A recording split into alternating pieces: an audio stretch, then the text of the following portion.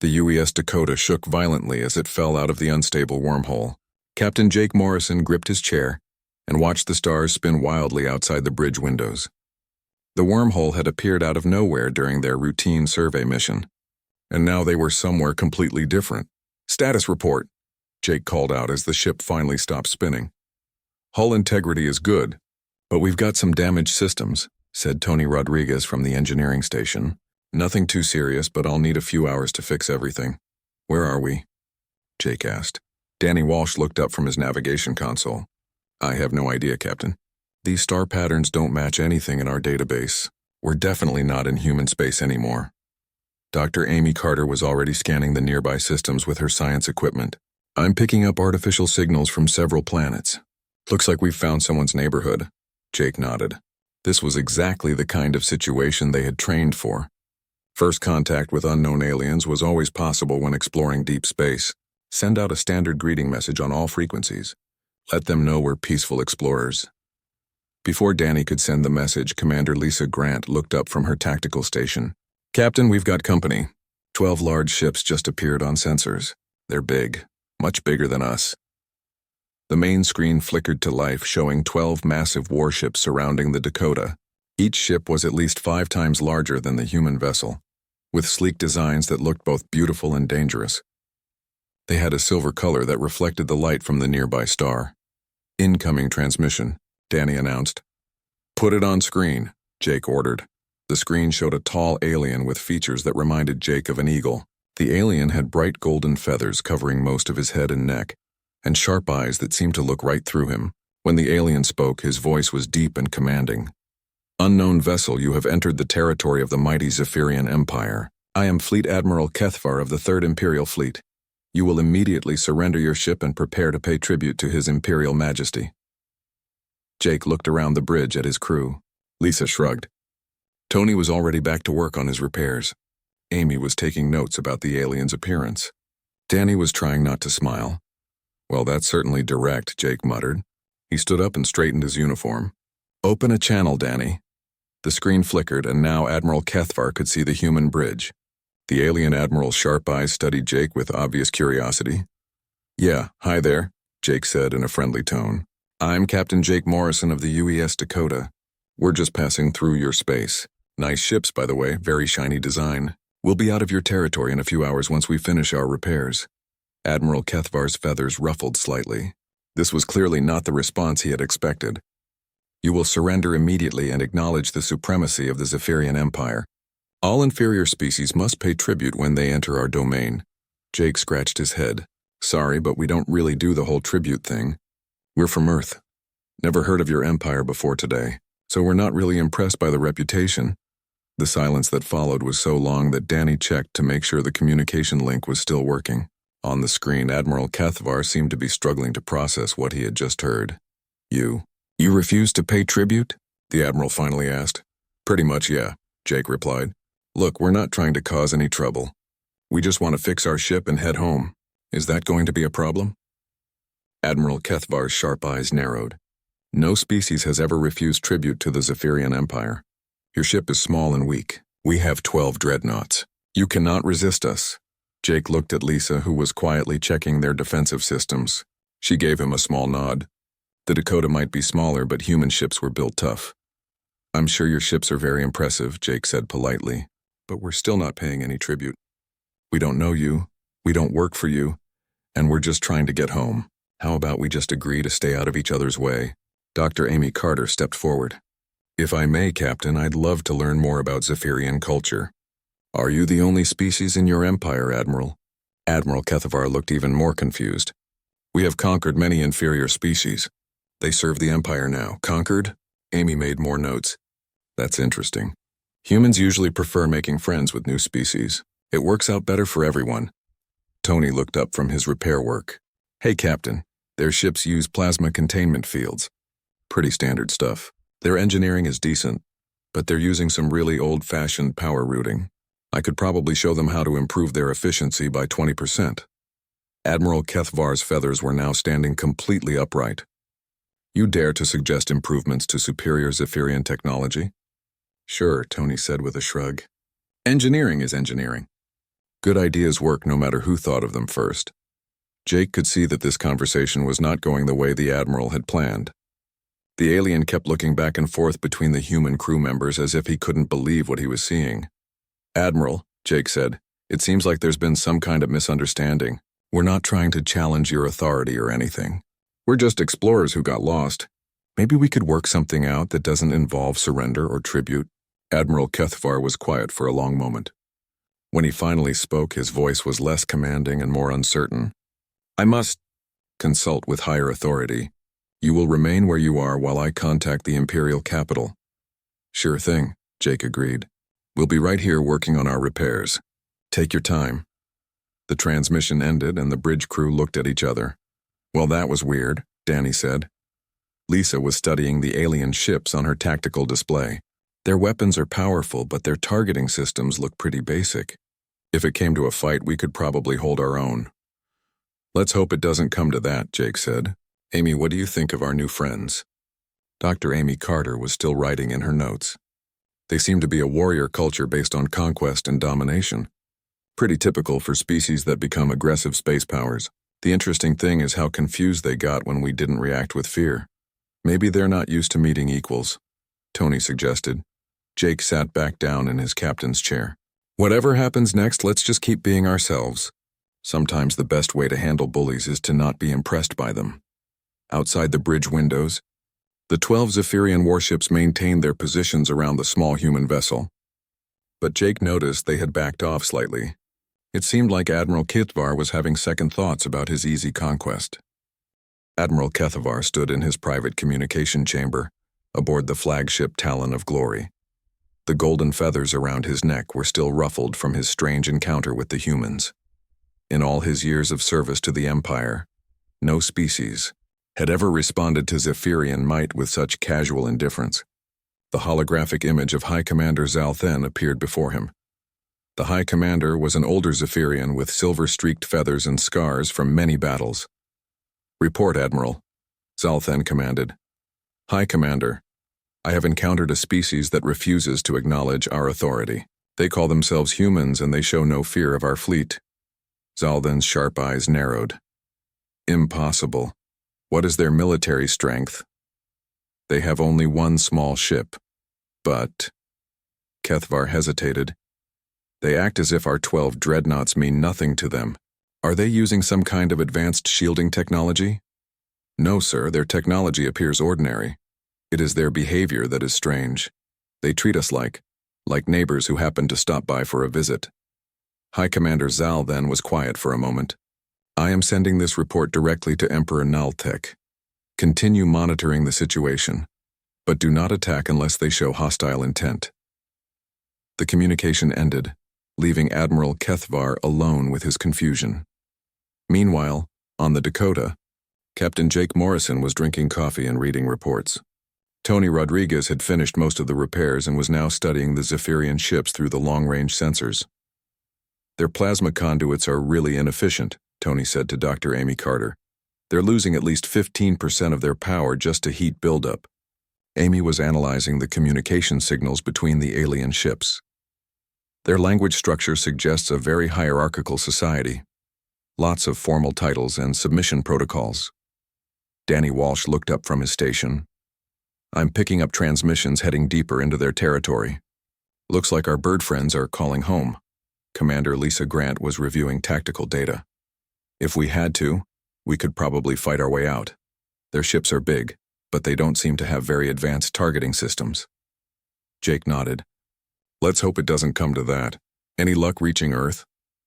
"The wormhole we came through collapsed," Danny reported. "It'll take a while to send a message home the long way." A few hours later, Admiral Kethvar contacted the Dakota again. This time he seemed less certain of himself.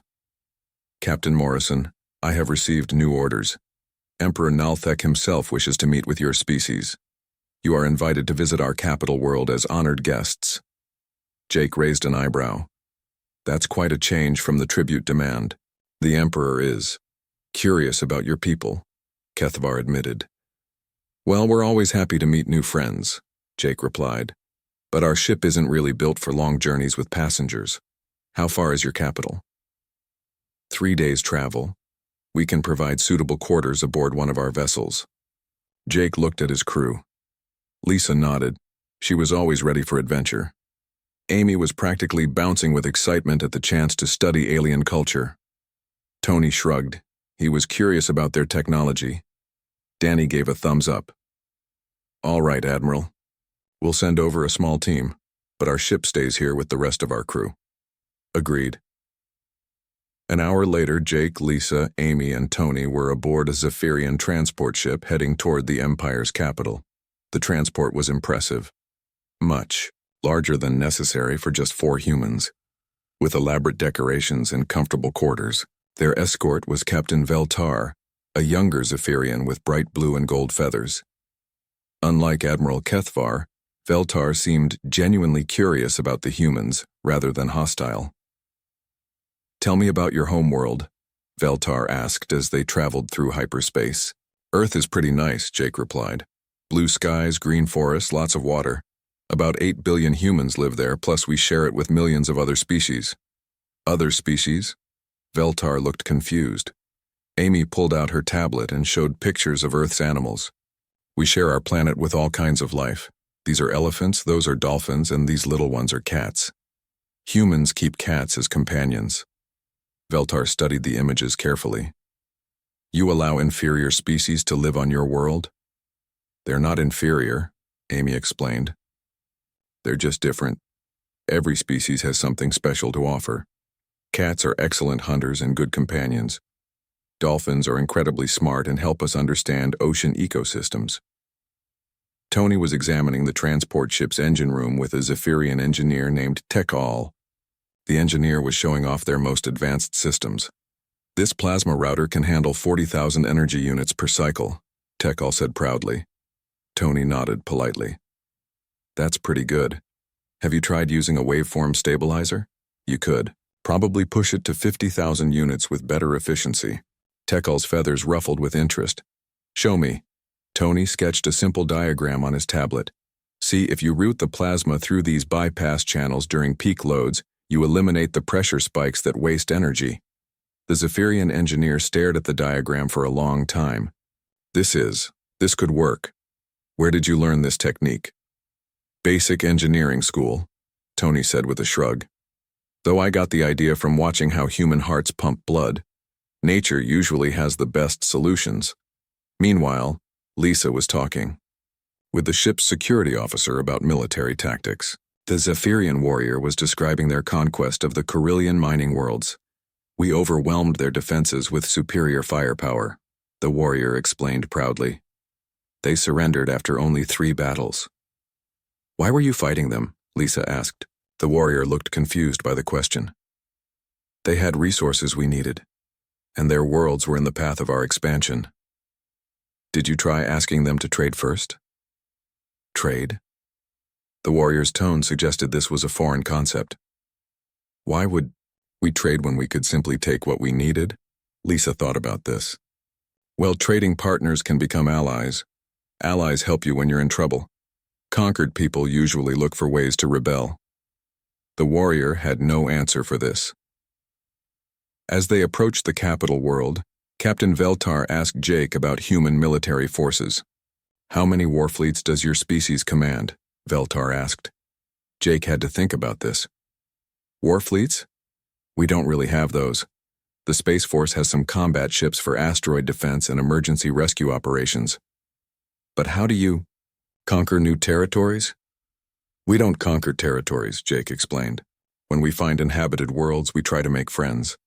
If they want to join the Terran Federation, great. If not, that's fine too. Veltar's feathers went flat against his head. You do not conquer? Conquest is really expensive and inefficient, Jake said. It takes huge amounts of resources to occupy unwilling populations. Much easier to establish trade relationships and mutual defense agreements. Amy looked out the window as they approached the capital world. It was beautiful, with golden cities that matched the Zephyrian's feathers and vast crystal spires reaching toward the sky. How many worlds are in your empire, Captain Veltar? She asked. 43 systems bow before the might of Emperor Nalthek, Veltar replied proudly. Amy made notes on her tablet. That's about the same size as the human colonies around Alpha Centauri. The Terran Federation includes about 40,000 inhabited systems. The silence that followed was so long that Jake wondered if the translation system had broken down. Finally, Veltar spoke in a very quiet voice. 40,000? Give or take, Amy said cheerfully. Though that includes our alien friends too. The Federation has about 30 different species as full members. Captain Veltar excused himself and didn't speak to them again for the rest of the journey. The capital world of HFY was impressive from orbit. Golden cities stretched across 3 continents, connected by gleaming bridges and transport tubes. Crystal spires reached up toward the sky like giant fingers, each one a monument to Zephyrian achievement.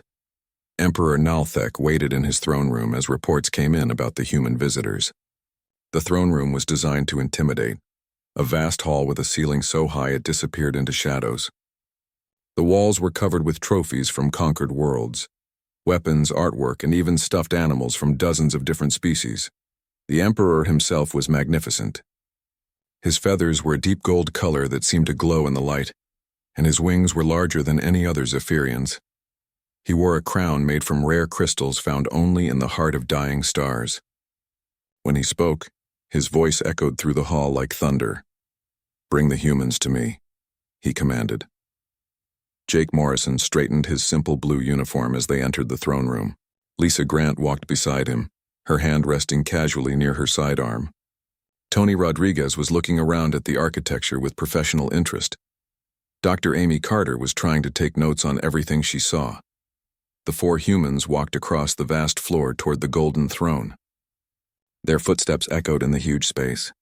Dozens of Zephyrian nobles watched them from the sides of the hall, their colorful feathers rustling with curiosity.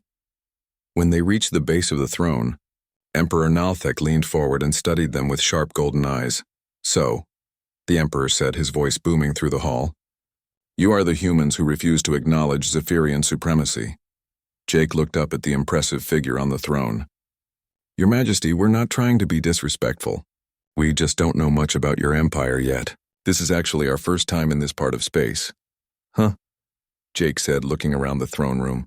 "This reminds me of the Natural History Museum back in Washington. Nice collection you've got here." Several Zephyrian nobles gasped at this casual response.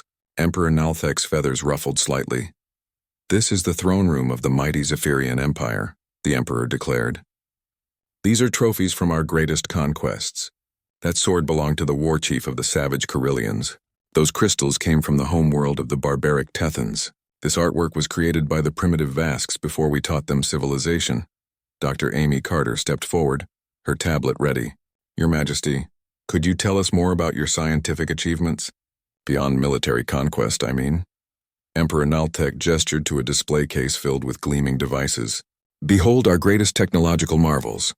The plasma fusion matrix that powers our cities, the crystal computation networks that control our fleets, the gravitational manipulation devices that move our largest construction projects." Amy studied the devices with interest. "These are quite impressive. The crystalline computing approach is really innovative. Most of this other technology is similar to what humans developed about 200 years ago, but your crystal matrices are genuinely unique." The throne room fell completely silent. Emperor Nalthek stared at the small human woman who had just casually dismissed most of his greatest achievements. 200 years ago?" the Emperor asked slowly. "Oh yes," Amy continued, making notes. "Plasma fusion was figured out in the early 2200s, and we've had gravity manipulation since about 2250. But these crystal computers are really something special. How did your people develop this approach?" Tony Rodriguez was examining the power systems that lit the throne room. "Your energy distribution is pretty inefficient, though. You're losing a lot of power to heat buildup in these conduits. Want me to show you a better way to route it?" Commander Lisa Grant politely raised her hand. "Your Majesty, I'm curious about your exploration beyond this local area. Have you sent expeditions to other galactic regions?" Emperor Nalthek drew himself up to his full impressive height. "The Zephyrian Empire spans all known civilized space. We are the masters of the galaxy." Danny Walsh, who had been quietly listening to the conversation through his communicator back on the Dakota, sent a data packet to Lisa's tablet. She looked at it and tried not to smile. Actually, Your Majesty, our navigation officer just sent me some stellar cartography data. Lisa held up her tablet showing a three-dimensional map of local space. Your empire appears to be located in this small spiral arm right here. The display zoomed out, showing the Zephyrian territory as a tiny dot in a small section of one spiral arm. This is the galaxy you're in, Lisa continued as the map zoomed out further. And here's the local galactic group. The our display now showed thousands of galaxies scattered through space-like stars. Our current estimates suggest there are about 2 trillion galaxies in the observable universe, Lisa finished. So you guys are in what we'd call a pretty quiet neighborhood. The silence in the throne room was so complete that Jake could hear his own heartbeat. Emperor Nalthek finally found his voice. How many star systems does humanity control? Jake scratched his head. Control? That's kind of a complicated question. We have direct colonies in maybe 8,000 systems, but the Terran Federation is a voluntary association, so it's hard to say we control anything. How many systems are in this Federation? The Emperor asked. About 40,000 inhabited systems, Jake replied, though that includes our friends from other species. Humans only make up about 60% of Federation citizens. Emperor Nalthek gripped the arms of his throne. 40,000 systems? Give or take, Jake said with a shrug. The number changes pretty regularly as new colonies get established or new species join up. Dr. Amy Carter was still studying the displays of conquered artifacts. Your Majesty, how many intelligent species have you encountered? The Empire has conquered 12 inferior species, Emperor Nalthek replied, though his voice had lost some of its commanding tone. Fascinating, Amy said. Humans have made contact with over 400 intelligent species.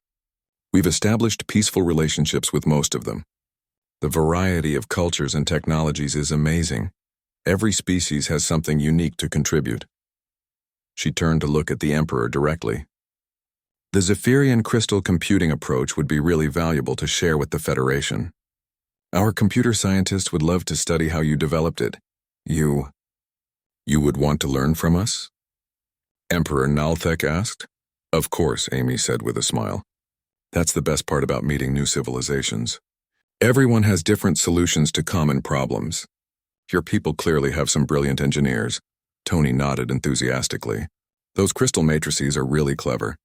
I bet if we combine them with human quantum processing techniques, we could create something amazing.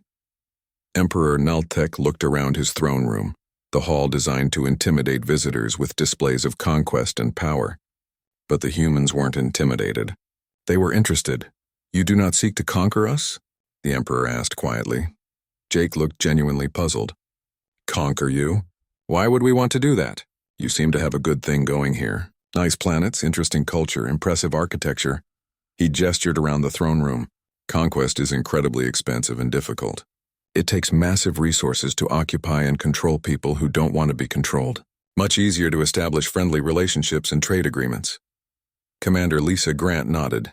Mutual defense pacts work better than occupation forces. Willing allies are much more reliable than conquered subjects. Emperor Nalthek was quiet for a long moment, studying the 4 humans who had wandered into his empire and casually dismantled everything he thought he knew about power and civilization. What happens now? He finally asked. Jake smiled. That's up to you, Your Majesty. We'd be happy to establish diplomatic relations if you're interested. The Federation is always looking for new friends and trading partners. For the first time in his long reign, Emperor Nalthek didn't know what to say. Emperor Nalthek stood alone in his private chambers after dismissing the human delegation to guest quarters.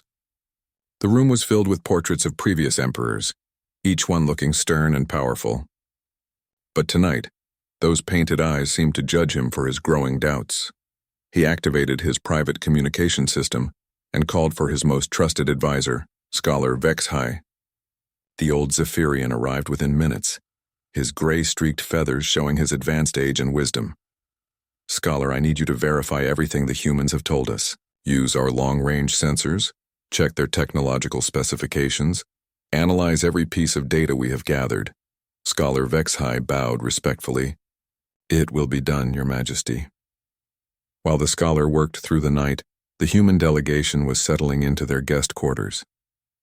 The Zephyrians had provided them with rooms in the palace's diplomatic wing, luxurious by any standard, with crystal walls that changed color and furniture, that adjusted automatically to their preferences. Tony Rodriguez couldn't sleep. His engineering mind was too excited by the Zephyrian crystal technology. He had asked permission to visit their technical facilities, and tomorrow morning he would get to see how their systems actually worked. Dr. Amy Carter was reviewing her notes from the throne room meeting. The cultural implications of what she had observed were fascinating. The Zephyrians had built their entire society around the concept of conquest and domination, but they seemed genuinely confused by the human approach of cooperation and mutual benefit. Commander Lisa Grant was studying the palace's security systems, not because she expected trouble, but because understanding defenses was part of her job. What she found was interesting. The Zephyrians had very impressive defenses against external attack, but almost no internal security. It suggested a society where rebellion from within was unthinkable. Captain Jake Morrison was writing his report for Earth. He tried to explain how strange it felt to be treated as honored guests by people who had started out demanding tribute. The cultural disconnect was unlike anything in his experience. The next morning brought new developments. Tony was escorted to the Imperial Engineering facilities by Chief Engineer Colvin, a middle-aged Zephyrian who took great pride in his work. "These are our primary power generation facilities," Colvin explained as they toured the massive complex. "Each fusion reactor can power an entire city." Tony examined the reactor designs with professional interest. "Very clean setup. Your plasma containment is much more stable than the old human designs. How do you handle the magnetic field fluctuations?" Colvin showed him the crystal control networks. The crystals process the field adjustments faster than any mechanical system. "That's brilliant," Tony said with genuine admiration. "The response time must be incredible. But if you added a buffer system here and rerouted these power feeds, you could probably increase efficiency by another 20%. Colvin studied Tony's suggestions carefully. "You learned these techniques at your engineering academy?" "Basic stuff, really," Tony replied. "Though I got some ideas from studying how plants distribute nutrients through their root systems. Biology often has the best engineering solutions." As they continued the tour, Tony casually mentioned improvements to 6 different systems. Each suggestion was simple, practical, and would significantly improve performance. Colvin found himself taking notes like a student. "May I ask?" Colvin said hesitantly. "What level of engineer are you among your people?" Tony laughed. "Junior grade, actually. I only graduated 3 years ago. The senior engineers stayed back on Earth because this was supposed to be a routine survey mission." Colvin stopped walking. "You are a junior engineer?" "Yeah, why?" The Zephyrian engineer looked around at his life's work, the power systems that he had spent decades perfecting, and realized that a junior human engineer had just suggested improvements to nearly everything. Meanwhile, Dr. Amy Carter was giving a lecture to Zephyrian scientists about human exploration methods. The lecture hall was packed with curious researchers who wanted to understand how humans had contacted so many different species. "The key to successful first contact," Amy explained, "is to approach each new species with genuine curiosity and respect. Every civilization has developed unique solutions to universal problems." An elderly Zephyrian scientist raised her wing. "But what if the species is hostile?" "That's actually pretty rare," Amy replied. "Most intelligent species are willing to talk if you approach them peacefully. We've only encountered serious hostility from about 3% of the species we've met." "What do you do when you encounter hostility?" another scientist asked. Amy thought about this carefully. "We try to understand why they're hostile. Usually it's because they've had bad experiences with other spacefaring species, or because they're afraid we want to take something from them. Once we prove we're not a threat, most species become much more friendly." She pulled up images on her tablet showing humans working alongside various alien species. "These are Altarians. They were initially hostile because previous visitors had tried to strip mine their homeworld. Once we helped them drive off the miners and established trade relationships, they became some of our best allies." A young Zephyrian scientist asked, "How do you learn so much from other species if you don't conquer them?" "Conquest actually makes it harder to learn from other cultures," Amy explained. "When you conquer someone, they're not going to willingly share their best ideas with you. But when you're friends and trading partners, they're happy to share knowledge because everyone benefits. She showed more images of joint human-alien research projects. This space station was built using human engineering, Centauri gravitational technology, and vegan crystal growth techniques. None of us could have built it alone. Commander Lisa Grant was meeting with Zephyrian military leaders in the palace war room. The room was dominated by a huge tactical display, showing the Empire's territories and fleet positions. General Mortek, the Emperor's military advisor, was explaining their defense strategies. We maintain strong garrison forces on all border worlds and rapid response fleets that can reinforce any threatened system. Lisa studied the tactical display with interest. Very thorough coverage. How do you handle conflicts between different species within the Empire? General Mortek looked confused by the question. Conflicts? The conquered species serve the Empire. They do not conflict. But what about cultural differences, economic disputes, resource allocation disagreements? The general's feathers ruffled with uncertainty. Such things are decided by imperial authority. There is no dispute. Lisa made notes on her tablet. Interesting. The Federation has courts and arbitration systems to handle disputes between member species. Different cultures often have very different ideas about property rights and resource usage. Your Federation allows member species to disagree with each other? General Mortek asked. Of course, Lisa replied. Disagreement leads to better solutions. When different perspectives work together on a problem, they usually come up with answers that no one group could find alone. She pulled up Federation military structure diagrams. Our defense forces include ships and personnel from dozens of different species. Altarian tactical doctrine, human engineering, Centauri sensors, vegan defensive shields. Each species contributes their strongest capabilities. General Mortek studied the diagrams carefully. Your military includes alien commanders? Some of our best admirals are non-human, Lisa confirmed. Admiral Zeltar from Centauri Prime has the finest strategic mind in the fleet, and Commander V's from the vegan colonies developed the defensive tactics we use for asteroid fields. The Zephyrian general was quiet for a long moment. Do these aliens truly serve willingly? They're not serving us, Lisa explained. We're all serving together. When the Federation is threatened, we're all threatened. When the Federation prospers, we all prosper. That evening, Scholar Vexhai completed his analysis and requested an urgent private meeting with Emperor Nalthek. The scholar's normally composed demeanor was shaken as he delivered his report. Your Majesty, I have verified their claims. Human technology is exactly as they described. Neither the most advanced we have encountered nor the most primitive, but built with engineering principles that are completely foreign to us. The Emperor waited for more details. Their ship design priorities are fascinating and disturbing, the scholar continued. Their vessels are not built for conquest or intimidation. They are designed for exploration, with defensive capabilities that appear to be afterthoughts. Afterthoughts that could destroy our dreadnoughts, the Emperor noted grimly. Yes, Your Majesty, but that's not the most disturbing part. Scholar Vexhai activated a holographic display. Their communication protocols include automatic distress beacon systems, universal translation matrices, and cultural database sharing networks.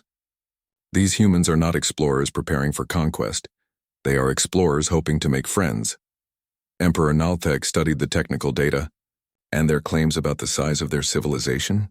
Long-range sensor data confirms the existence of energy signatures consistent with their described territory.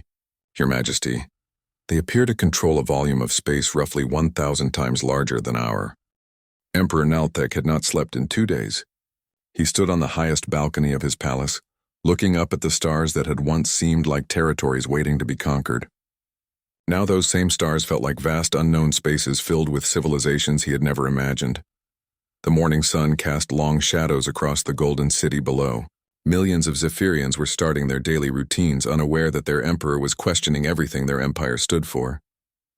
A soft chime announced the arrival of Scholar Vexhai.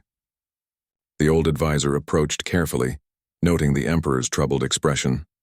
Your Majesty, the humans have requested a final meeting before they return to their ship, the scholar reported. Have you prepared the analysis I requested? Emperor Nalthek asked without turning from the view. Yes, Your Majesty. The cultural assessment is complete. Scholar Vexhai activated a holographic display. The humans represent what our sociologists would call a post-imperial civilization. The Emperor finally turned to face his advisor. Explain. They have moved beyond conquest as a method of expansion, the scholar continued. Their civilization grows through voluntary association, mutual benefit, and shared exploration. They do not need to prove their superiority, because they are confident in their capabilities. Emperor Nalthek studied the cultural analysis data. And our empire? We have built our entire identity around being the strongest civilization in our local region. But Your Majesty, we are not even the strongest civilization in our own galaxy. We are simply an isolated. The weight of this truth settled over both Zephyrians. Everything they had believed about their place in the universe was wrong. An hour later, the human delegation gathered once more in the throne room. But this time, Emperor Nalthek descended from his throne to meet them on the main floor. The symbolism was not lost on the Zephyrian nobles who watched from the sides of the hall. Captain Morrison, the Emperor began, his voice lacking its former commanding tone. I have spent considerable time reviewing what you have told us about your civilization. Jake nodded politely. I hope we've been able to answer your questions, Your Majesty. You have. Perhaps too well. The Emperor paused, choosing his words carefully. I find myself facing a crisis that I am not sure how to resolve. Dr. Amy Carter stepped forward. What kind of crisis, Your Majesty? Emperor Nalthek gestured to the displays of conquered artifacts that filled his throne room. For generations, Zephyrian culture has been built on a single belief, that we are the supreme civilization in the universe. We have conquered other species because we believed it was our right as the strongest. He walked among the displays, his golden feathers dulled with uncertainty. But you have shown me that we are not supreme. We are not even particularly impressive by the standards of galactic civilization. We are simply one small empire in a quiet corner of space. Tony Rodriguez spoke up. Your Majesty, being small doesn't mean being unimportant. Some of the best innovations come from small civilizations with unique perspectives. Your crystal computing technology is genuinely impressive, Amy added. The Terran Federation would benefit greatly from that kind of innovation. Emperor Nalthek looked at them with confusion. You would truly want to learn from us, even knowing how small and isolated we are? Of course, Jake replied. Size isn't everything. Every civilization has something valuable to contribute. Commander Lisa Grant nodded. Some of our best member species control only a handful of systems. The Vegan colonies only have 3 inhabited worlds, but their defensive technologies are used throughout Federation space. The Emperor was quiet for a long moment. Captain Morrison, may I ask you a direct question? Why do you not seek to conquer us? Emperor Nalthek asked. Your civilization is vastly larger and more advanced than ours. You could easily subjugate the Zephyrian Empire. Jake looked genuinely puzzled by the question. Conquer you? Why would we want to do that? The Emperor's confusion was obvious. For our resources. For our territory. For the glory of expanding your domain. Your Majesty, Jake said patiently, conquest is incredibly expensive and inefficient. It takes massive resources to occupy and control populations that don't want to be controlled. And for what? We have plenty of resources and territory already. Tony nodded enthusiastically. Plus, conquered people aren't usually willing to share their best ideas. But trading partners and allies are happy to collaborate on new technologies. Amy pulled out her tablet and showed images of Federation worlds. Look at this space station. It was built using techniques from 7 different species working together. None of us could have created something like this alone. But what about the glory of conquest? Emperor Nalthek asked. Lisa smiled. There's much more glory in exploration and discovery. Our greatest heroes are the explorers who made first contact with new civilizations, the scientists who solved impossible problems through cooperation, the engineers who built amazing things by combining different technologies. Jake stepped closer to the Emperor. Your Majesty, we didn't come here to conquer anyone.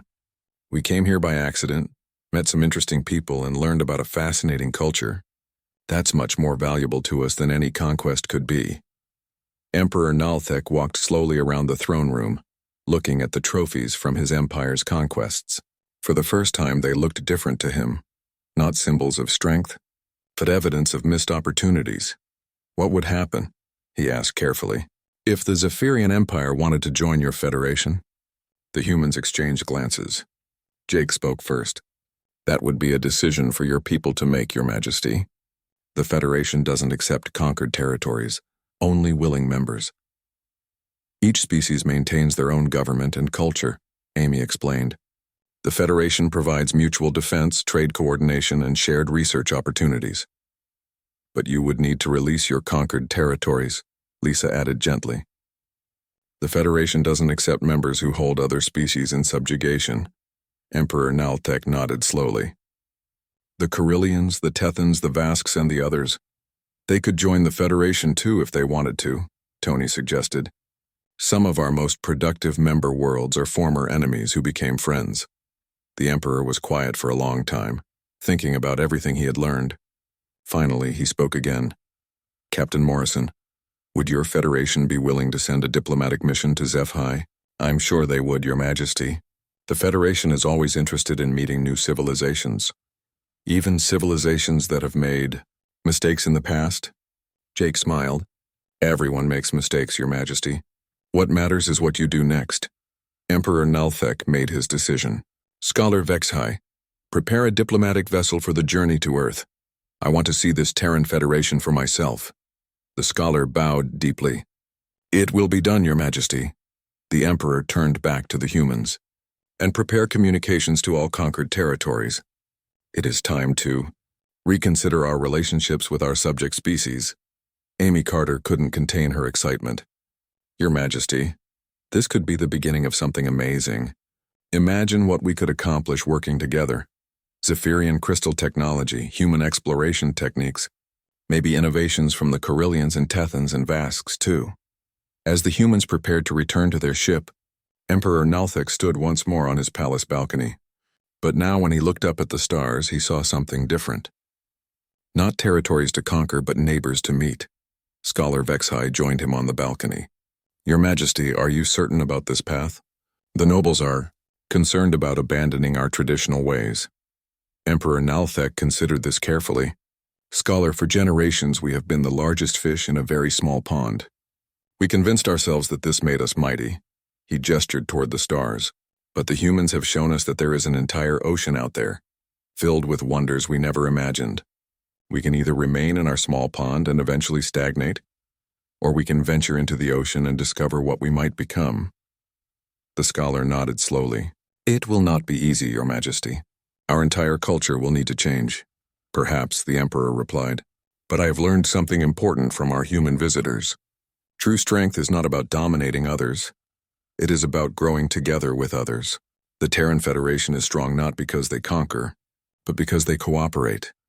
As the UES Dakota prepared to depart, Captain Jake Morrison received a final transmission from Emperor Nalthek. Captain Morrison, I want to thank you and your crew for opening our eyes to new possibilities. You have given the Zephyrian people a great gift, the chance to become something better than we were. Jake smiled as he replied, Your Majesty, the gift was mutual. We learned a lot from your people, too. I think this is going to be the beginning of a beautiful friendship. The Dakota jumped to hyperspace, carrying news of the encounter back to Earth. Behind them, the Zephyrian Empire began the slow process of transforming from conquerors into neighbors. Emperor Nalthek stood in his throne room one last time, looking at the displays of conquered artifacts. Tomorrow they would be replaced with something better, displays of cooperative achievements and friendship among the stars. The age of conquest was ending. The age of cooperation was about to begin.